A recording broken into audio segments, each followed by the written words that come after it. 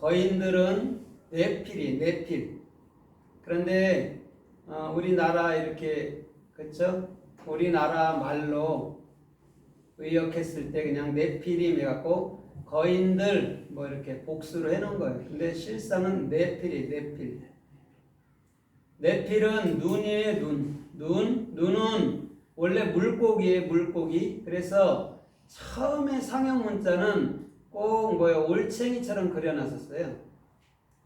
근데 올챙이는 꼬리가 있잖아요. 그죠? 꼬리가 있어서 그게 헤엄치고 다니다 이제 발이 나오고 그렇게 하죠.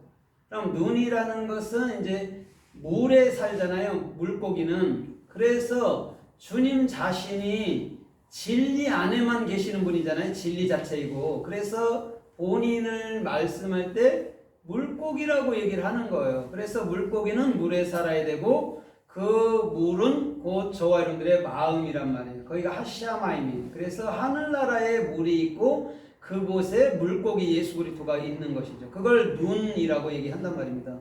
그래서 이 눈이 어디서부터 왔어요? 창세기 3장에서 나하시부터 왔죠. 또 창세기 2장에서 그 나하르 강으로부터 오고 그렇게 해서 흘러온 거예요. 그러면 지금 이 네피림이라는 거인들을 우리는 육적으로 그렇죠? 영이 없는 인간들 이렇게 생각하잖아요. 기본적으로 이 킹제임스 이 사람도 그렇게 얘기를 해요. 그런데 그런 얘기가 아니고 우리 안에 규정된 예수 그리스도를 얘기하는 거예요. 그럼 거인이 됐다면 진리가 됐다면 이제는 사람의 딸들을 취에다가 어떻게 뭐 하는 거예요? 예수 그리스도를 낳는 거예요. 그 얘기를 지금 네피림이라는 말들을 통해서 우리 주님은 말씀하고 계시는 거란 말입니다. 그 다음에 폐가 열리죠. 그죠? 예수께서 내 안에 규정되고 난 이후에는 입이 열리는 것이죠. 입을 열어서 예수화를 증거하는 거예요. 요드 세 번째. 그 다음에 라메드 예수화를 증거하고 예수화를 일깨워주는 역할을 하는 거죠. 그러면 네피림들이 누구냐면 목자들이란 말이에요. 그래서 마태복음 23장 8절로 9절에도 우리의 목자는 우리의 지도자는 우리의 아버지는 한 분밖에 없단 말입니다. 세 분이 아니고 한 분이란 말이에요. 그것을 네피림이라고 얘기한단 말입니다. 그럼 그 네피림이 당시에도 있었고 지금 그때 기록할 그때에도 있었다고 얘기를 하는 거예요. 그럼 당시에도 있었고 지금도 있었다는 말이 뭐냐면 우리 안에 예수 그리스도는 영원히 규정되어 있다는 말 뜻으로 하는 거란 말입니다. 그럼 네피림이 어떤 존재인가 그걸 알아보려고 할 필요가 없잖아요. 역사 속에 키 크다라는 그런 사람들이 아니에요. 진리가 된 자들을 네피림이라고 얘기하는 거예요. 그럼 오전에도 드라빔을 얘기했잖아요. 드라빔 그렇죠? 내 안에 십자가가 세워지면 참된 신이 그리스도로 내 안에 들어오게 되는 거란 말이에요. 다른 게 아니고 그게 드라빔이고 오늘 네피림도 예수 그리스도가 정확히 내 안에 규정돼 버리면 우리는 그 진리를 익혀주고 증명해내는 사역을 입을 열어서 해야 된단 말이죠. 그게 네피림이라는 거예요. 그러면 이 네피림이 성경에서 또 어떻게 쓰였고 또 어떻게 말씀하는지 우리가 좀 살펴보면서 은혜를 받아보도록 하겠습니다. 누가복음 10장 18절에 보면 예수님께서 이렇게 말해요. 내가 사탄이 하늘에서 번개처럼 이 땅으로 떨어지는 것을 보았도다 이렇게 얘기하거든요. 하늘에서 이 땅에 떨어졌대요. 우리는 하늘 하면 마음이잖아요. 그죠? 땅에도 마음이잖아요. 그러면 하늘에서 왜 사탄이라는 올바른 비전이 떨어졌냐면 우리 마음 땅에서 생명나무로 자라서 열매 맺고자 하는 거예요. 그래서 예수님이 이 땅에 와서 십자가에 달린단 말입니다. 그렇죠? 그 다음에 우리 아레츠라는 우리 땅, 우리 마음으로 들어온 거예요. 그 얘기를 우리 주님은 하고 있는 거란 말입니다. 그래서 사단이 번개처럼 하늘에 떨어지는 것을 보았다라고 얘기를 하는 거예요. 그래놓고 달리 70인들을 파송했더니 그렇게 말씀하는 거예요. 오늘 그것은 정확히 달리 70인 그리스도 네피림이 된 자들은 반드시 예수 그리스도를 우리 마음 가운데 심어줘서 그 예수 그리스도로 말미암아 생명나무가 돼서 저 마태복음 13장에 겨자씨처럼 오늘 나무가 되는 축복이 있을 줄 믿습니다. 아멘. 겨자씨는 풀이잖아요. 근데 나무라고 말한단 말입니다. 그건 다른 게 아니에요. 나무라는 것은 책임진다는 거예요. 그러면 그 다음에 많은 새들이 그 겨자씨 나무에 깃들인다라고 얘기하는 거예요. 우리 보세요. 우리가 천국이라는 진리가 가득하면요, 많은 사람들이 우리에게 그 말을 듣고자 할 거예요. 그것을 비유로 말씀하고 있다는 거예요. 그래서 요한계시록 6장 13절에도 보면 이렇게 말씀하잖아요. 인때는 그 비유에서 그 하늘의 별들이 그 태풍에, 그죠? 태풍에 무화과가 설인 것처럼 이 땅에 떨어진다라고 얘기했잖아요. 그죠? 거기서 떨어진다가 네필이에요. 그러면 왜 하늘에서 이 땅으로 떨어지냐고. 우리는 떨어지다 하면은 나쁜 걸로 해석을 하거든요. 근데 아니에요. 우리 마음 땅으로 떨어지는 거예요. 예수님이 하늘에 그냥 그대로 계셨으면 우리가 그분을 어떻게 알겠어요. 그죠? 이 땅에 떨어졌으니까 그 예수를 알잖아요. 그죠? 그래서 그 예수를 더 알 수 있는 것은 그 예수가 십자가에 돌아가시고 내 안에 들어왔다는 것을 확실히 알아야 되는 거예요. 그게 땅에 떨어진 거란 말입니다. 그러면 오늘 계시록 6장에서 인때는 비유에서 제단 아래서 기도하는 영혼들이 있잖아요. 그죠? 제단 아래서 영혼들이 기도한다는 게 뭐냐면 내 생각이 완벽하게 비워진 상태에서 주님의 뜻을 위해서 기도하는 거예요. 그게 테필라예요. 십자가에서 완성된 기도. 입을 열어서 진리를 익히고 익혀주는 게 기도예요. 원래는. 그러면 우리가 기도해서 뭔가 받았다 하는 것도, 그것도 물론 그것도 포함되어 있는 거예요. 자연적인 것까지 포함되어 있으니까.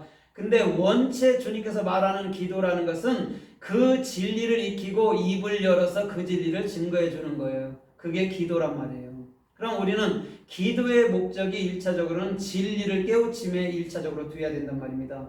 육에 필요한 것들도 물론 구하면 되죠. 그거는 필요에 따라 구해도 되고, 구하지 않더라도 주님의 때에 주께서 은혜 가운데 허락해 준단 말입니다. 그거는. 근데 우리의 요점은 말씀을 구하고 그 말씀을 증거해 주는 목적을 기도로 놔야 된다는 거예요. 1차적으로. 그래서 요한계시록 9장 1절에도 이렇게 말해요. 별 하나가 땅에 떨어지니 그래요. 땅에 떨어졌는데 열쇠를 가졌대요. 그 다음에 무저갱의 문을 여니 거기서 황충 같은 연기들이 많이 올라와서 사람들을 그걸로 해하더라 그러거든요. 보세요. 거기 무저갱이 어디냐면 여러분들 마음이에요. 거기서부터 뚜껑을 열을 때 우리가 진리를 알게 되는 거예요. 그래서 별 하나가 내 마음 땅에 떨어졌단 말입니다. 열쇠를 갖고. 그럼 그 열쇠는 예수 그리스도밖에 없잖아요. 마태복음 16장 16절로 19절에도 보면 베드로한테 그 키를 주잖아요. 하늘의 키를. 그래서 그 교회를 세우는데 음부의 권세가 이기지 못한다고 얘기하잖아요. 그렇죠? 그 얘기란 말입니다. 그러면 내 마음 땅에서 무저갱을 여니까 이제는 하늘의 진리를 알게 돼서 온 세상 사람들이요 참된 진리로 말미암아 그들이 괴로워하는 거예요. 왜냐면 자기들의 행함을 끊어야 되고 자기들이 수없이 종교 행위를 했던 것을 그만둬야 되니까 그게 얼마나 고통이겠냐고요. 그게 성경엔 지진난다는 말이 많잖아요. 내가 알던 것을 끊기 위해서 얼마나 마음이 여러분들 괴롭냐고. 내가 아는 건 이게 아닌데, 내가 전날에 신앙생활 배운 것은 이게 아니었는데 이게 얼마나 갈등이 있겠어요. 그거를 끊어버리는 게 무저갱의 문을 주님이 열어준다는 거예요. 참된 진리를 알게 되면요 반드시 우리는요 그 말씀이 사람들의 생각을 죽이는 거예요. 그걸 황충들이라고 얘기하는 거예요. 메뚜기들. 하가부, 헤트, 기멜, 베이트. 그리스도의 생명으로 그 은혜를 보답하는 자들이 메뚜기란 말입니다. 그래서 아낙자손이라고 얘기했는데, 아낙자손이라는 건 뭐냐면 아인, 눈, 코프예요. 내 안에 예수께서 진리를 열어주시면 내 안에 진리가 규정되잖아요. 그죠? 그러면 그리스도의 소망이 되는 게 아낙자손이에요. 그래서 여호수아나 사무엘상까지도 아낙자손이 그곳에서 보였고 그들의 손은 육손이다 이렇게 말하고 그들의 창은 600세겔 나가는 배틀채 같다 이렇게 말하는 거예요. 그 얘기를 해주고 싶어서, 성경 얘기를 해주고 싶어서 5가락인데 6손이라고 얘기해 주는 거예요. 골리앗이 그 얘기를 하고 있단 말입니다. 그러면 안압자서는요 이미 십자가를 다 경험하고 난 다음에 내 안에 그리스도가 규정돼서 그리스도의 소망을 갖고 사는 사람들이란 말입니다. 그래서 그들이 지금까지 있었고 이렇게 얘기를 한단 말이에요. 그래서 거기서 저 민수기서 13장에서도 보면 거기서도 보면 그 열 정탐꾼이 뭐라고 그래요?